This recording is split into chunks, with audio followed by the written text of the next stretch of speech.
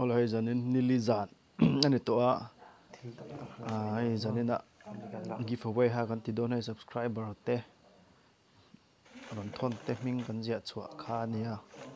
ai an tam kho mai hemi bo ma hian ka da enga mon za tan nia hemi bo ma mi hi a tu te an nei ka hrelowa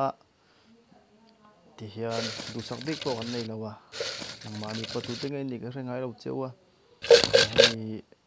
ming paper te kan zianga hian kan cho polanga ti hian tu ma hi du sak pi ka nei don lawa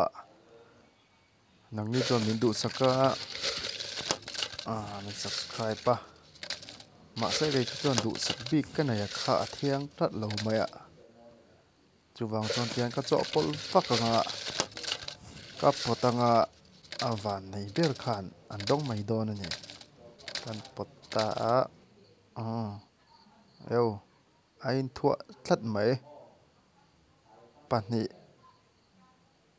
anin thua thlat mai hi amak khop mai hi van nei zok an omangai sia hei amak khop mai akan cho pol na khan lo thua ti hian pakhat zok hi kan drop ang tu zok ke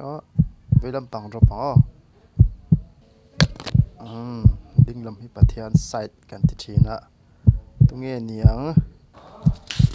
le muthem James also tuanga sakol tai veng pui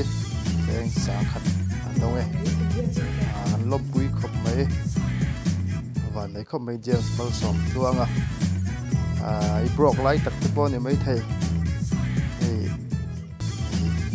kan pot lo mai chia kan lom pui chia chuwang chuan hemi subscribe thlak i ron thon na khan GPay number tenen ron thon la hei ming hi thayanga chuwang chuan GPay number khai ron thon anga ta khan jeng sang khat ron GPay don cheni lom pui khop mai che chuan midang te po min subscribe tu zong zong te zawai chung lom thu ka soya ni danga po kan la ti le zel don ani giveaway hi ti le zel dona hi top na tur ani lo bulton na tur chawan hi zawai chunga kalome